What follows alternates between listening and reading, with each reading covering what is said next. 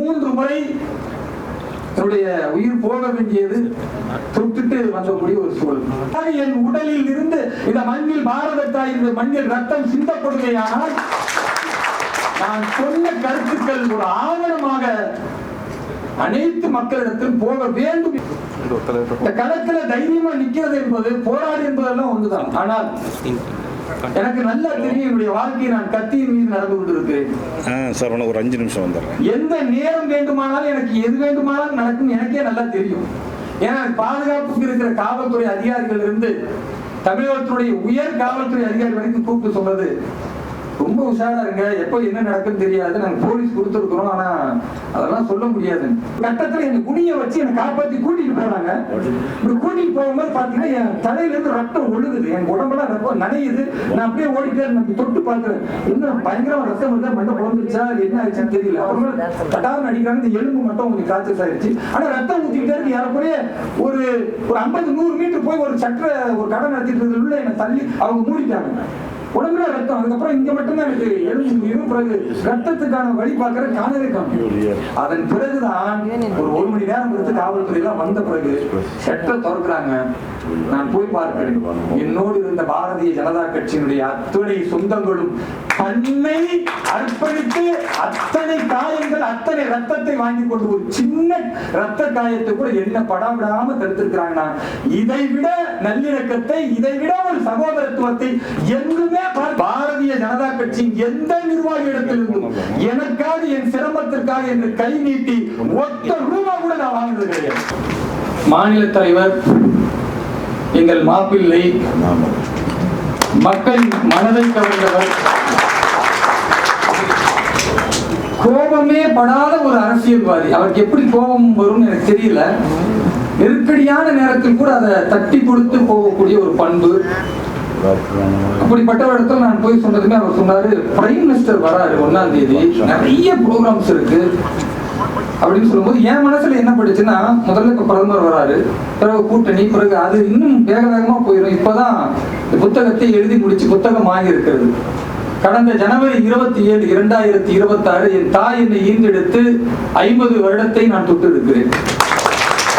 பிப்ரவரி 27, 7 ஆண்டுகள் நான் பல்லாயிரம் மக்களை சந்தித்து ஆயிரக்கணக்கான கூட்டங்களை பாரதிய ஜனதா கட்சி மூலமாக பேசி என்னவெல்லாம் கருத்துக்களை சொன்னேனோ அதை ஒரு புத்தகமாக ஈன்றெடுத்து இந்த ஜனவரி 27 வெளியிட வேண்டும் என்பதற்காக கோரிக்கை வைத்த பொழுது, உண்மையாகவே இந்த மேடைக்காக சொல்லல, இந்த நிகழ்ச்சிக்கு அவர் வந்தது என்பது நேற்று இங்கேருந்து மதுரை போய் அந்த நிகழ்ச்சியில அங்க பிரைம் மினிஸ்டர் வரக்கூடிய எல்லா நிகழ்வுகளையும் பார்த்து திரும்பவும் எனக்காக மட்டுமே வருகிறார் என்றால் இதை விட ஒரு சிறுபான்மை சமூகத்திற்கு பாரதிய ஜனதா கட்சி மிகப்பெரிய இடத்தை கொடுக்க வேண்டும் என்ற எதிர்பார்ப்பே இல்லாமல் போயிடுச்சு. அவ்வளவு ஒரு நிகழ்ச்சி. எனக்கு நெஞ்சார்ந்த நன்றிகளை நான் மாநில தலைவர் அவர்களுக்கு தெரிவித்துக் கொள்கிறேன். அதை விட ஒரு பெரிய நிகழ்ச்சியான சம்பவம் என்னன்னா, என்னால பேச முடியல, ரொம்ப நிகழ்ச்சியா இருக்கு. அவர் ஒரு விஷயம் சொன்னாரு, வேலூர் வந்து பயப்பட மாட்டாரு, பின்வாங்க மாட்டாரு. உண்மைதான். ஓ டர்னாவால நெய்.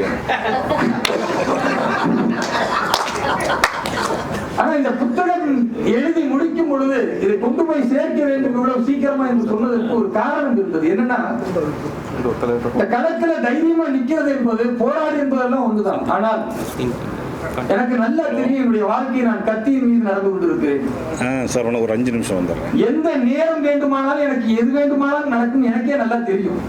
ஏன்னா பாதுகாப்புக்கு இருக்கிற காவல்துறை அதிகாரிகள் இருந்து தமிழகத்தினுடைய உயர் காவல்துறை அதிகாரி வரைக்கும் கூப்பிட்டு சொன்னது ரொம்ப உஷாரா இருங்க, எப்ப என்ன நடக்குன்னு தெரியாது, நாங்க போலீஸ் கொடுத்துருக்கிறோம், ஆனா அதெல்லாம் சொல்ல முடியாது.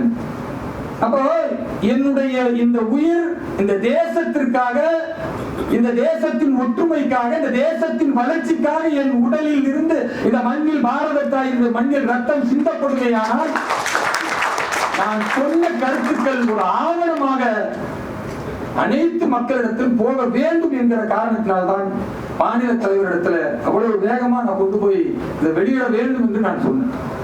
ஏன்னா அத்தனை பிரச்சனைகள் இதுவரை 3 முறை என்னுடைய உயிர் போக வேண்டியது தொட்டுட்டு வந்தக்கூடிய ஒரு சூழல்.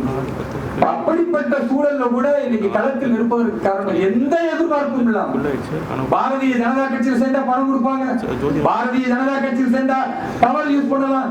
இன்றைய தேதி வரை நான் வெளிப்படையா சொல்லுவேன், அந்த தைரியம் எனக்கு இருக்கிறது.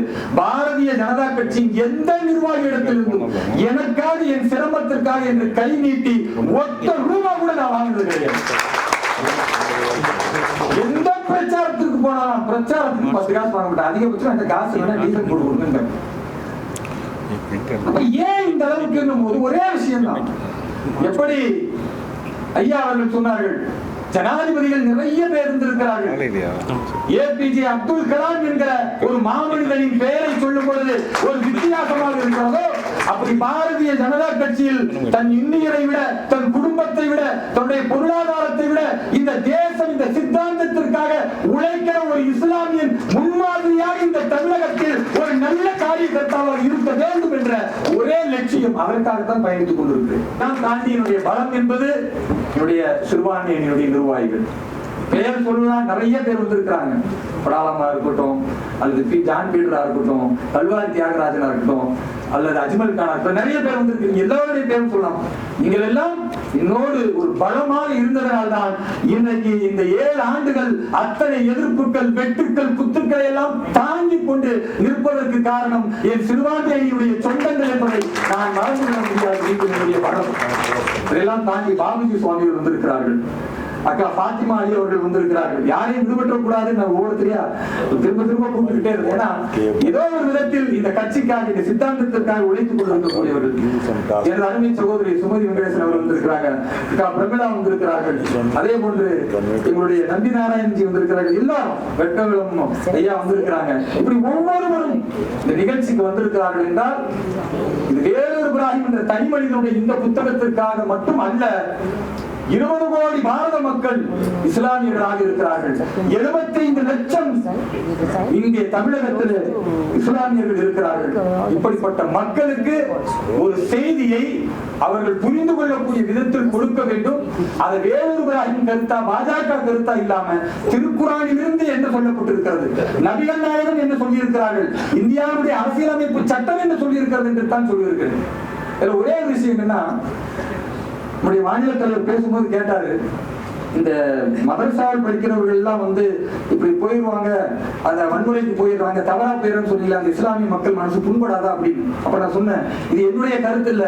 காங்கிரஸ் ஆட்சி காலத்துல அவர்கள் சச்சார் கமிஷன் என்று அமைத்தார்கள், ரங்கநாத் மிஸ்ரா கமிஷன் என்று அமைத்தார்கள். அந்த கமிஷனின் அறிக்கை சொன்னது, மதரசாவில் படிக்கக்கூடிய மாணவர்கள் உலக கல்வி கற்காததால் அவர்கள் மீண்டும் மீண்டும் வன்முறை பாதைக்கு போவதற்கு எளிமையாக மூளைச்சலவை செய்யப்படுகிறார்கள். ஏனென்றால் அவர்களுக்கு வேற வருமானம் இல்லை, வேற தொழில் தெரியாது, தவறாக போவதற்கு அவர்களை தேர்ந்தெடுக்கிறார்கள். அப்ப தேர்ந்தெடுப்பதில் இலகாக அவர்கள் பலியாகிறார்கள். இது நான் சொல்லல. இப்படி எந்த கருத்தாக இருந்தாலும் அது பாஜகவின் கருத்தாக இல்லாமல் நபிகள் நாயகம் சொன்னதையும் திருக்குறான் சொன்னதையும் அதை மறுக்க முடியாதுல்ல. ஒரு ரமலான் மாதத்தில் நோன்பு வைப்பதே திருக்குறான் இறங்கியதற்கு நன்றி செலுத்துறதுக்கு தானே. அந்த திருக்குறானை ஏற்காவிட்டால் ஒருவன் எப்படி இஸ்லாமியராக இருக்க முடியும்? அப்ப இந்த புக் ஒரு பெரிய சேலஞ்ச். இந்த புத்தகத்தை எழுதி முடித்துவிட்டு ஒரு வாழ்த்துறை, ஒரு அணிந்துரை வாங்க வேண்டும் என்று மிக முக்கியமாக 2 நபர்களிடத்தில் சென்றேன். அதுல ஒருவர், நான் முதலில் இந்த பாஜகவின் அரசியல் களத்தை தேர்ந்தெடுப்பதற்கு என்னோடு இருந்த மிகப்பெரிய இரும்பு தூண் என்னுடைய அரசியல் குரு ஐயா இலகணேசன் அவர்களை நான் மறந்துவிட முடியாது. அவருடைய கடைசி வாழ்த்துறை புத்தகம் இது. அவர் இந்த புத்தகத்தை எனக்கு எழுதி கொடுக்கும் பொழுது சொன்னார், இந்த புத்தகத்தை நீங்கள் எப்பொழுது வெளியிடுகிறீர்களோ நிச்சயமாக அதில் நான் இருக்க வேண்டும் என்று சொன்னார். அவர் இல்லாமல் இருக்கலாம், ஆனால் அவருடைய ஆத்மா, அவருடைய எண்ணம், அவருடைய அத்தனை மக்கள் காட்டிய அந்த வழிமுறைகளோடு நானும் இணைந்திருக்கிறோம். நிச்சயமாக இது ஒரு உணர்வுபூர்வமான தருணம். இரண்டாவதாக அணிந்துரையை நம்முடைய பாரதத்தின் துணை ஜனாதிபதி அவர்கள், மரியாதைக்குரிய மேதகு ஐயா சி.பி. ராதாகிருஷ்ணன் அவர்கள் இந்த புத்தகத்திற்கு அணிந்துரை வழங்கியிருக்கிறார்கள்.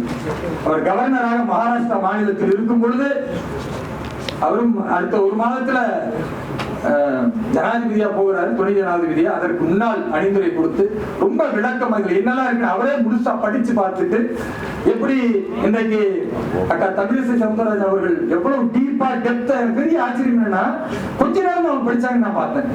எனக்கு பெரிய ஆச்சரியம், அந்த குறுகிய நேரத்துக்குள்ள இவ்வளவு விஷயத்தை டெப்தா போய் ஆய்வு பண்ண முடியுமா? ஒரு முழுவா ஆய்வு பண்ணிட்டு கோலகலாஸ் அவர்கள் வந்திருக்காருன்னா குறைந்த நேரத்தில் படிச்சுட்டு அதே டெப்தோட போறது பெரிய விஷயம். அதே மாதிரி ஐயா சி.பி. ராதாகிருஷ்ணன் அவர்களும் இந்த அணிந்துரையை அளித்திருக்கிறார்கள். இந்த புத்தகம் என்பது இஸ்லாமியர்களுக்கான புத்தகம் அல்ல, இது பாரதத்தில் அத்தனை பேரும் படிக்க வேண்டும். இன்றைக்கு தமிழில் நான் வெளியிட்டிருக்கிறேன், கூடிய விரைவில் ஹிந்தியிலும் ஆங்கிலத்திலும் அடுத்த 6 மாத காலத்தில் பாரதம் முழுக்க இது செல்ல வேண்டும் என்பதற்காக வெளியிட விரும்புகிறேன். இந்த புத்தகத்திற்காக ஒவ்வொரு உழைப்பையும் என்னோடு செய்த, என்னோடு பயணிக்கிற, எனக்கு உதவி செய்திருக்கிற எல்லா இடத்திலும் அன்பு காட்டக்கூடிய அத்தனை பேர்களுக்கும் நான் நன்றி தெரிவிக்க கடமைப்படுகிறேன். ஏனென்றால் ஒரே ஒரு சம்பவத்தை மட்டும் சொல்லிவிட்டு நான் முடித்துக்கொள்ள ஆசைப்படுகிறேன். ஒரே ஒரு சம்பவம், இது எவ்வளவு நெகிழ்ச்சியானா, நான் பல இடங்கள்ல என்ன தாக்கி இருக்கிறாங்க. ஒரு கொடைக்கானல் ஜனவரி 26 குடியரசு தினம். அந்த குடியரசு தினம் பாரதிய ஜனதா கட்சி நிர்வாகிகளோடு உரை நிகழ்த்தி விட்டு அதன் பிறகு நான் வெளியே வரேன். திடீர்னு சில அடிப்படைவாத சக்திகள் ஒரு 100 பேர் சேர்ந்து என்ன தாக்குறாங்க. கற்களால் அடிக்கிறாங்க, கட்டையில் அடிக்கிறாங்க. பாதுகாப்பு இருந்த காவல்துறையில் 2 பேருக்கு 16 தையல் போடுற அளவுக்கு மண்டை உடப்பட்டு கீழே விழுவுறாங்க. இன்ஸ்பெக்டர் உருண்டு ஓடுறாரு மலைக்கு கீழே. வந்த பிறகு செட்டை திறக்கிறாங்க. நான் போய் பார்க்கிறேன். என்னோடு இருந்த பாரதிய ஜனதா கட்சியினுடைய அத்தனை சொந்தங்களும் தன்னை அர்ப்பணித்து அத்தனை காயங்கள், அத்தனை ரத்தத்தை வாங்கி கொண்டு ஒரு சின்ன ரத்த காயத்தை கூட என்ன படாவிடாம தடுத்திருக்கிறாங்க. இதை விட நல்லிணக்கத்தை, இதை விட ஒரு சகோதரத்துவத்தை எங்குமே பார்க்க முடியாது. ஒரு பாரதிய ஜனதா கட்சியின் சொந்தனாக வைக்கிறான், பெருமைப்படுகிறேன். அப்படிப்பட்ட ஒரு அற்புதமான நிகழ்வில் எல்லோரோடும் இணைந்திருப்பதில் மிகச்சிறந்த ஒரு மகிழ்ச்சியான நாள். இந்த நிகழ்வுக்கு வந்த அனைவரையும் மீண்டும் மீண்டும்